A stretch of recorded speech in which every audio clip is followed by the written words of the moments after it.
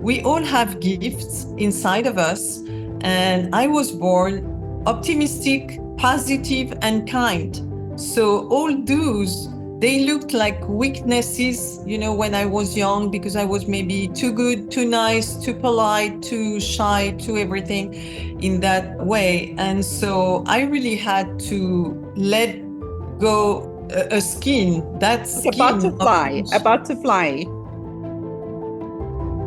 Welcome to a new episode of Most Memorable Journeys.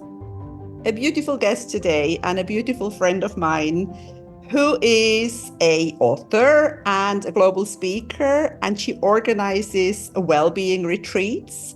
She's a well-being coach, but the most impressive of all, in my opinion, is that she is the mother of 5 boys. Welcome to Most Memorable Journeys, Elisa Card. Thank you, Elizabeth. It's an honor to be here with you on this podcast. I'm so happy. Thank you. Thank you. I appreciate being here with you and this conversation. Let's talk. Yes, you and I have were done. We were directors of the Global Woman Club, and we actually met twice in London. We shared an apartment in Dubai. We've been around together for a while, and we always had a good time because I always love talking to you, and I especially love talking French to you. But today we're speaking English. So, what are you up to these days? Oh, so 2024, it's a very special year, I think, for everyone. If your listeners, they will probably relate because 2023, I think we cleaned up. That was my case. And in 2024, I have prepared since many years, but some are coming into the daylight or coming back on the scene, which are the first one, my retreats. You mentioned that the well-being goddess glow retreats in the southwest of France. And also I have had organized some in south of Spain, which I'm looking to organize again in the near future. But for this year, 2024, it's Goddess Glow Retreats. En français, on va le dire rapidement, les déesses du bien-être, les déesses lumineuses. So these retreats are in October 2024. There's two sessions, 2 weeks, 2 different weeks. And if people want the date, they can just reach out to me. I'm going to interrupt. We're going to put the show notes, your links in the show notes, and we can write it all down so people can actually read it, or they can reach out to you, of course. Yes. Thank you. And one project that I've started in 2016 and worked on for many time, many months, many days, many evenings, many early mornings. It's a book that I'm writing now. It's Becoming Me. It took 5 boys, and you mentioned it so kindly. These 5 boys are such a treasure in my life. They are my purpose. They have been my purpose and they are still my purpose, making me the most proud and happy mother on earth. I know all mothers are proud. So all moms will understand me. I don't know if I should say what the book is about, but Yes, tell us what the book, and then once you've told us what the book is about, I want to talk about those boys because you traveled around with the boys. I know some stories that you told me. Tell us about the book. yeah. So the book is about my life of a mother. I mean, I'm saying that transformation. It's more about the transformation, actually. The transformation of being a shy girl, of being then in a relationship with the father of my children, being belittled, being muted, being always like this man was so toxic and narcissistic. From time to time, it was a constant stress, or more or less constant stress. So anyway, from this situation, I totally rose into my role of leader, of a role model for my kids, because I became a single mom at age 33 and I had to raise them, feed them, take care of them all by myself. And this was the biggest challenge of my life for 20 years, actually. So this is the transformation. There's many facets, in this story, because there's pains, there's scars, there's how to move on. Also, what you use to move on, to succeed, to become yourself, and what are the strengths, and where do you find the strength, actually. So I'm teaching along this transformation. I'm giving some hints and advice to women and mothers in order to probably find some help. So that's a very thrilling book. There's adventure. There's a lot of things that people don't know. It's going to be like a big surprise. And it's a very incredible story. Even to me, when I look at my life, I think it's an incredible story. I think it was especially that day when we went to Abu Dhabi together and we were sitting in this Uber for, I don't know, 3 hours, 1.5 hours each way. And you were telling me about, I had never known. I mean, I knew that you had 5 boys. I knew that you were married to a difficult man. But some of the stories that you were telling me then, they really shook me up. And now I was listening. You said at 33, you had 5 boys and you were on your own. Yes. So that was a big change of my life, the big challenge. And so I had to use a lot of resilience, but not only resilience. I used actually gifts. We all have gifts inside of us. And I was born optimistic, positive, and kind. So all those, they looked like weaknesses, when I was young, because I was maybe too good, too nice, too polite, too shy, too everything in that way. And so I really had to let go a skin, that skin. A butterfly. Yeah, exactly, like a butterfly. Open it, and then, exactly, as you say, like a butterfly, fly on my own wings, with my own wings, and with strengths and courage and creativity, and a lot of ideas to move forward big time. You also didn't always live in France during that time. Where tell me a little bit after 33, where about the different places where you worked and lived and earned money. Yeah, that's true. So after living in the US and my kids were born over there, I moved very brutally to France, and I told in the story what it's about. So I lived at my mom's, and I thought, we can't live in Paris, because the boys were telling me constantly, Mom, look outside, it's raining, it's cold. Oh, who said Paris is romantic? No, Paris is not romantic. And they were like 8, 9, 10, and they were young. And so all of them were under 10. And my youngest one, the little one, the 5th one, was born in Paris in 1995. And so all the oldest, they said, the oldest, like 8 and 9, they said, oh, Mom, we don't like Paris. It's dirty. It's not romantic. We want to go back to Dallas or to Texas, or they didn't know exactly, but they said to the US.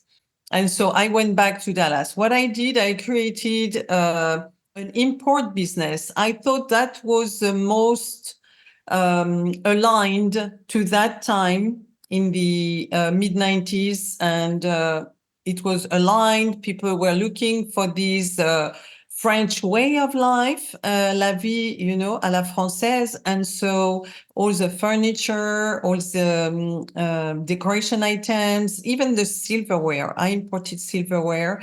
And so we lived in Dallas. And so that's how I could feed the boys and work hard at the same time as raising them, in order to make sure my family was fine. Yeah, it was a lot. It was a lot. And you will probably ask me something, but on the silverware, I have a story that is pretty amazing. I was going regularly to Paris, back to Paris, for a show. It's a trade show called Maison et Objets.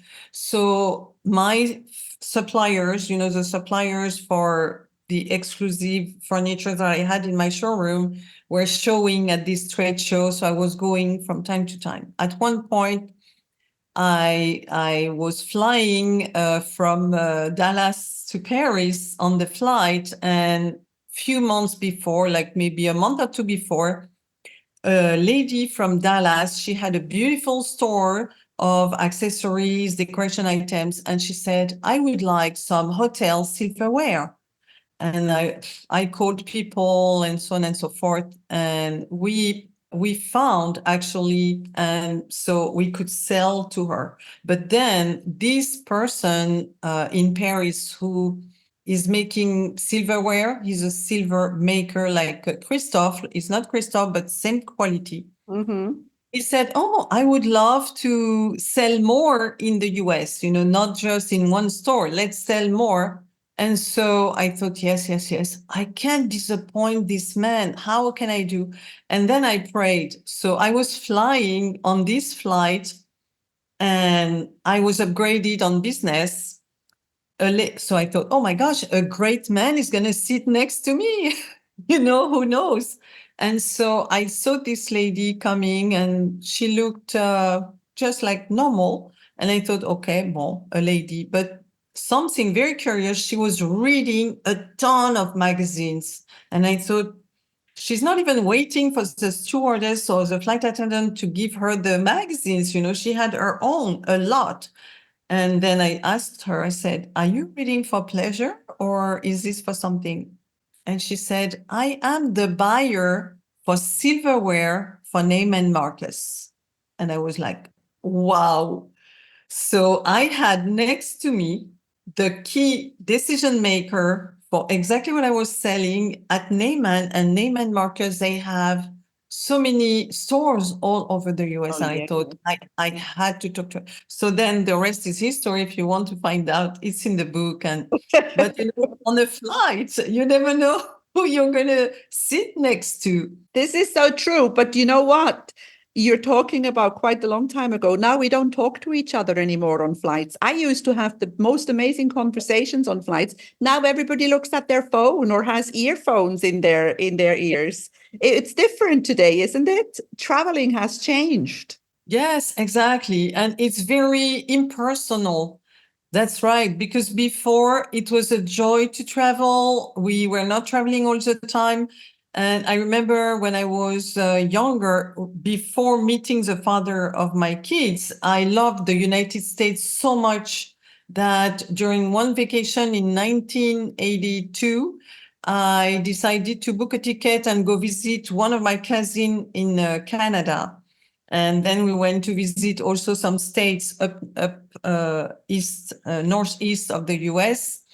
And so going to these countries, on the flight, I remember it was Air France, the flight was half empty.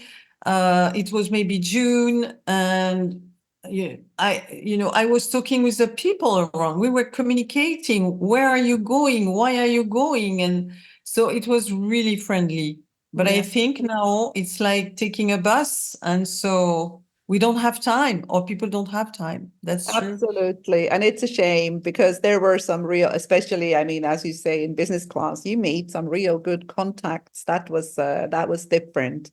I still want to go back to those 5 boys and how you did that, because I find that really, really admirable, because it needs a lot of organization, not just financial, but, to look after them, to make sure that everybody goes to school, to make sure that everybody is dressed, how did you do that? The thing is, when you're a new mom, you have one and then it grows. Then you have the second one, and the second one kind of copies what the first one is doing. They play together, they eat together, they go to bed together. Then when the third one arrives, especially it was like 2 years in between each of them, it clicks on that gang. And so they do the same. Of course, when they're a baby, you take care of them, and then they go along. They do the same. They want to play, then they want to eat together, go to bed together, and so on and so forth. And so for the whole gang of my whole, how shall I say, Brady bunch, as people say. I did exactly that. And I remember when I was in Texas while living with a father, I met a family. They had 6 kids. The man was a real estate agent, very kind, and they had a beautiful family of 6.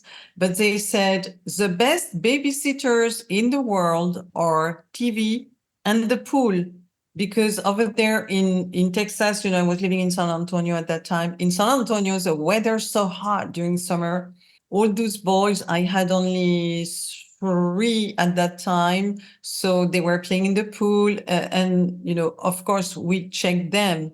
That's the first thing we did actually when we were living in Florida, is to teach them how to swim at 2 years old and 3 years old. Right when we moved in, we taught them how to swim underwater, how to feel comfortable. So they were swimming every day anyway. So this is for when they are little, and also I had some sort of not tricks, but things to help me get organized. So, for example, for the clothes, how kids, they want their own clothes, they don't want to share, or they don't want to wear what the oldest wore before. So I really had to do it anyway. So they didn't pay attention, but they wore what the others wore. And boys are messy. They are messy. They take their clothes off. It's all over the place. So I taught them, how to take care of their clothes and, put them in a stack or whatever.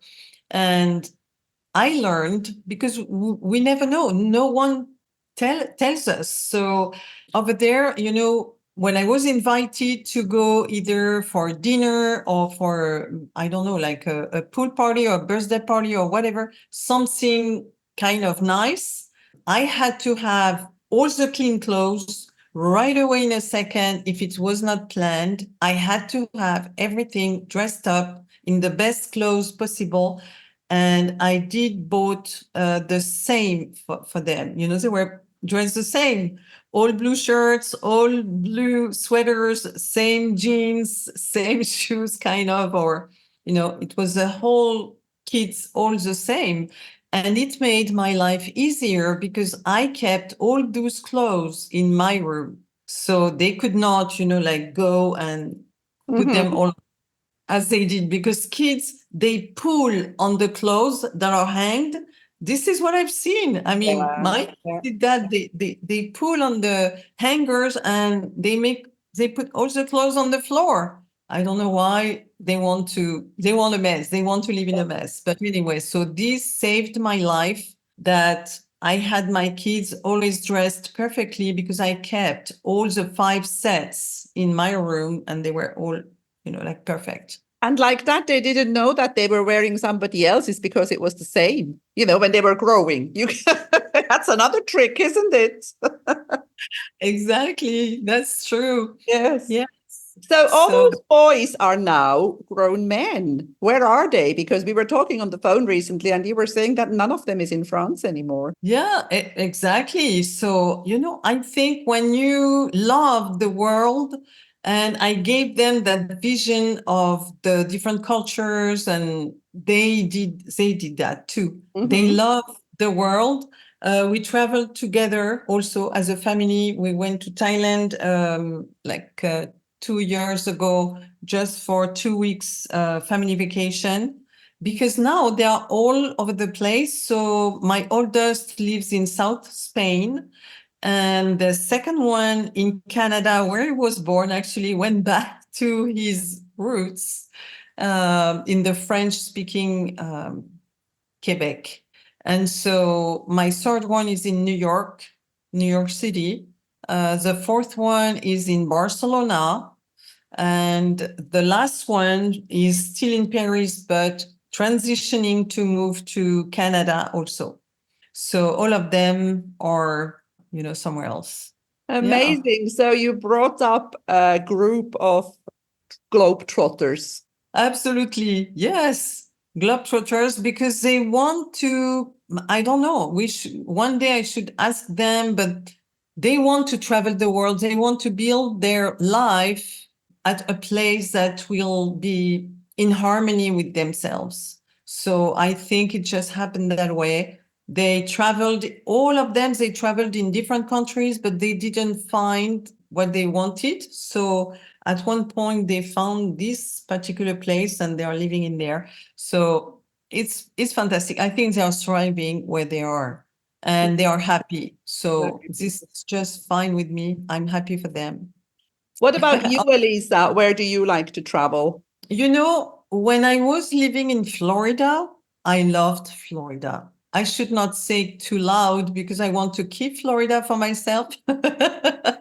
But I traveled, I mean, I lived in Florida, and the everyday life to me in Florida was like a dream. I loved it.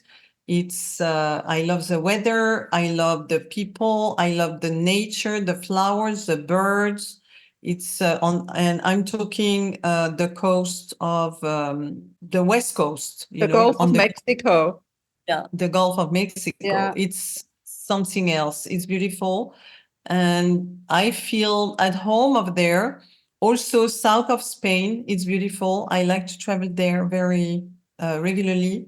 And if I may say one city that I think is so agreeable to travel in or to live in, also to visit, it's Barcelona.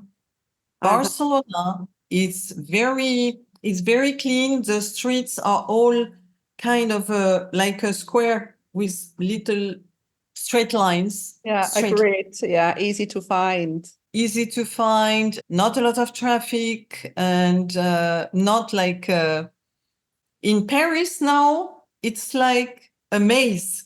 Hmm. You never know where you're going, and the streets are, it's like tricky. There's Yeah. nothing tricky in Barcelona. It's all absolutely beautiful. And the And people are great. straightforward. I always believe that a town that's on the sea, it's much easier to find your way, because if you get lost, you can always go down to the sea again, and then you can recenter where you are. Yes, absolutely. But you are a lady of the ocean also, like me. We love the ocean. You are surrounded by the Mediterranean Sea, and we met also in Cyprus Right. once. Yeah, once. Once, And yes. It's time for another yes, visit. yes, time for another one. And so I'm also a woman of the ocean. My parents were born both on the Atlantic Ocean. My now new husband, is from the Atlantic Ocean, from Biarritz. And I should say that the ocean has a great part, or always had a great part in my life. I spent most of my vacations when I was little on an island, actually, on the Atlantic, Noirmoutier. That's where, if people want to look for that, it's a beautiful island. Also, there are several islands on the Atlantic coast, but some people don't know them. Most of them are not so They're well not known. known. They're not very known, but I think Yeah, exactly that is in today's world. People are looking for that. People are looking for something a little bit more quiet. They don't want to go where everybody else goes. that's true. Yes, absolutely. That's right. And so I kept all those memories of being close to the beach and the ocean, the smell, traveling the world. It's also that. It's looking at nature. It's keeping the different smells in ourselves. And I don't know, it's enriching. It's a pure enrichment to be on this planet and to look at some very tiny details, but they make it so rich and valuable to live there, to enjoy. What you just said is something that unfortunately many people don't see. And, looking at those things, loving those things, loving to look at the sea or loving to look at plants or these kind, it doesn't even cost anything, and it makes you feel so good, and it makes your soul happy. And I think that these are things, because I want to talk a little bit about your retreat. What happens at the retreat? If somebody comes to your retreat, how do they leave? But they come and then they leave. What is different after they leave? I think after they leave, and the ones who were with me in May, they left surprised of the well-being they could touch. They could touch the well-being with their heart, with their mind, with their entire body. And so it's something to be surprised, to feel so good. They went through laughing, dancing, even crying, because we went through some sort of cleaning up. I think every moment at this retreat, it's a pure moment of joy and contentment. If ladies are just open and they let themselves like floating, like stay in the flow, or floating, enjoying, not worrying about anything because everything is taken care of, they can just enjoy every moment. And they don't have far to go, because the property, it's a pretty big property, but there's the beautiful rooms, there's a spa, few steps, and there's a spa, few steps, and there's a beautiful pool, few steps, and there's a boardwalk with the biggest private lake of France. It's a beautiful lake. So we have a very private tent, like a big tent. It's not like a modern tent. It's more like a natural fabric tent with a lot of wood, a lot of plants, a stone floor. It's so we are close. We feel really, really close to nature, and every moment has a specific goal or specific way to reaching out to our inner emotions and to make us discover even more powers that we have inside. So I use meditation. There's sophrology. I know in Europe, we know a lot of sophrology, especially in Switzerland, because Edgar Caicedo is the founder in the 60s of this. It's a melting pot of the different healing methods that he found, for example, in India, in Japan, in China, in Tibet, all the meditation, the breathing, the relaxation, and then also the visualization, because the imagination is one of our most powerful tool, but a lot of people don't know it. And some ladies even told me, I don't know how to use my imagination. And so it's a full discovery. It's, for me, if I was like I don't know, I don't know if I should say, but if I had so much money, I would invite groups after groups, like little groups of 10 ladies, just to come and enjoy it as gifts. Mm-hmm. I would do like, okay, let's come and enjoy it. Yeah. And, making money with my book, maybe. Yeah, maybe somebody's listening who wants to sponsor the whole thing, because I've been talking about wanting to get sponsored because we have so many things to give.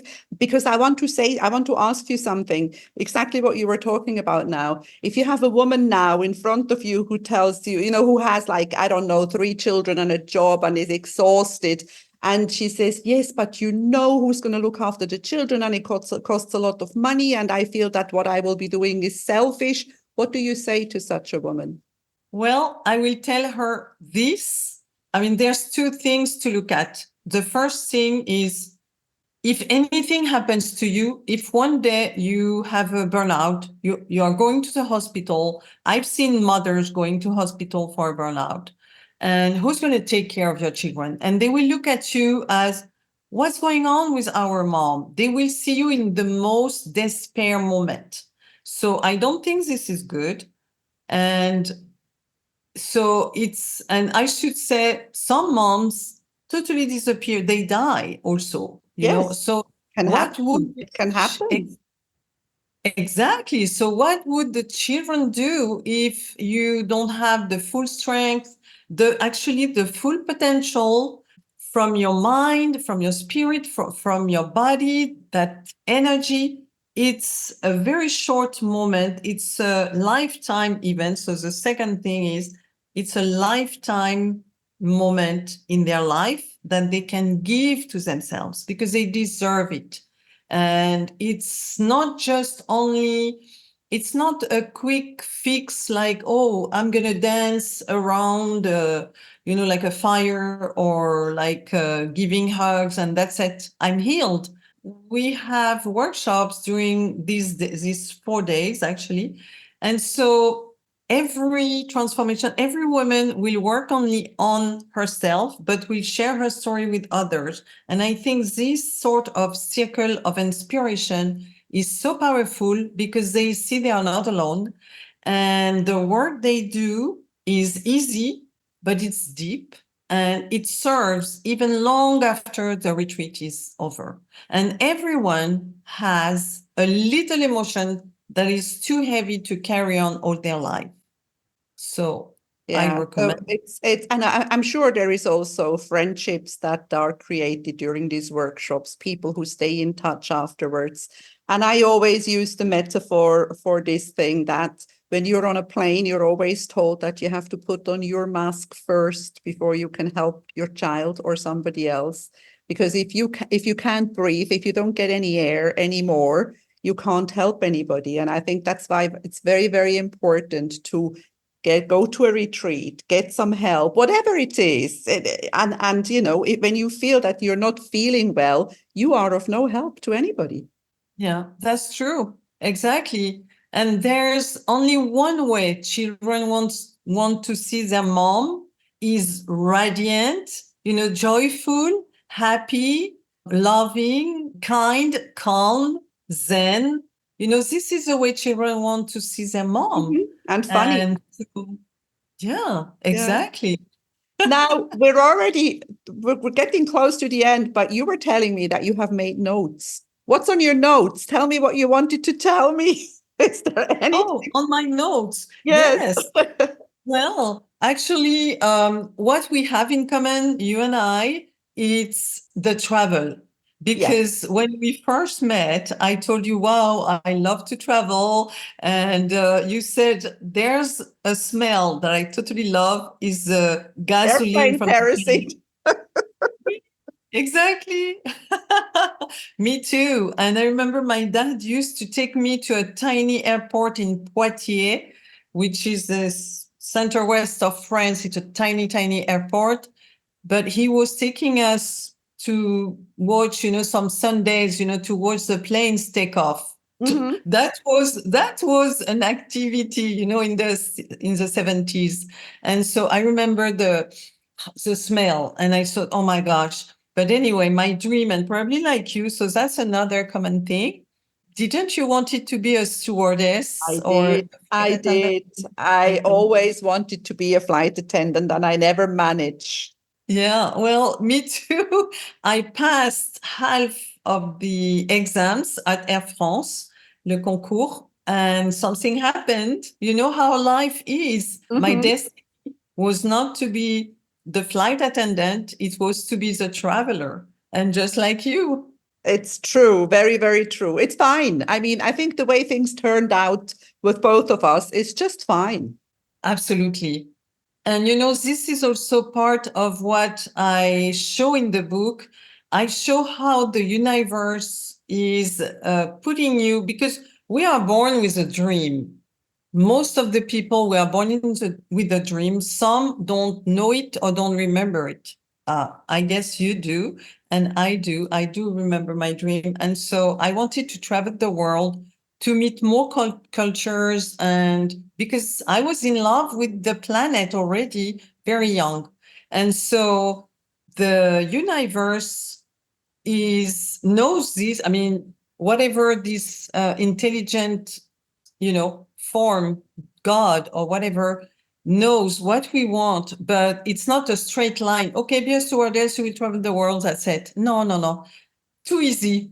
There's a lot of zigzags that will derail you, take you somewhere else. And then there's learning and teaching and challenges and all of these to finally, yes, touching this, but in a most grandiose way.